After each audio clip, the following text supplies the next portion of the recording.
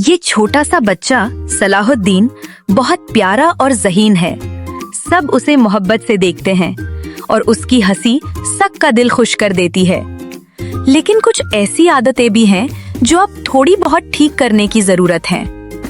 अभी वो सुकून से अपने बिस्तर पर सो रहा है, बेखबर कि आज का दिन उसे कुछ नया सिखाने वाला है। सुबह का वक्त था। हल्की हल्की धूप खिड़की से अंदर आ रही थी। घर में सफाई हो रही थी और किचन में नाश्ता तैयार किया जा रहा था। अम्मी एक साथ कई कामों में लगी हुई थी। वो झाड़ू भी लगा रही थी और चूल्हे पर नाश्ता भी पका रही थी। कभी बर्तन संभालती, कभी चीजें अपनी जगह पर रखती। इतने में कमरे से आवाज आई। सलाहुद्दीन नींद से जाग चुका था। वो आंखें मिलता हुआ बिस्तर से उठा और थोड़ी ही देर में शोर मचाने लगा। कभी जोर जोर से बोलता, कभी अपने खिलौने ढूंढने लगता। चंद ही लम्हों में उसकी आवाज पूरे घर में गूंजने लगी। जब खाना तैयार हुआ, सलाहुद्दीन ने खाना खाने के बजाय फिर से मस्ती शुरू कर दी।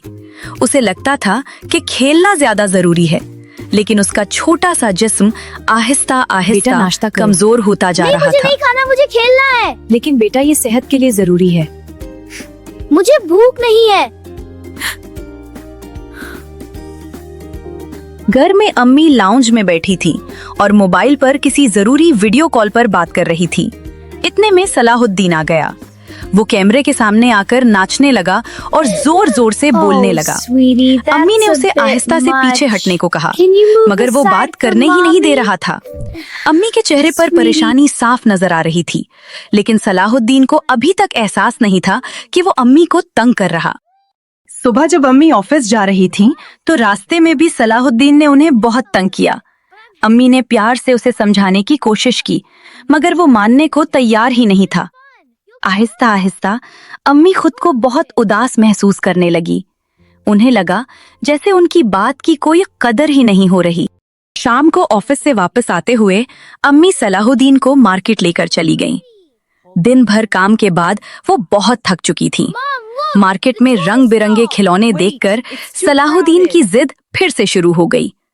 कभी एक खिलौना मांगता, कभी दूसरा। अम्मी के चेहरे पर परेशानी साफ नजर आ रही थी, मगर सलाहुद्दीन अभी तक अम्मी के एहसास को समझ ही नहीं पा रहा था।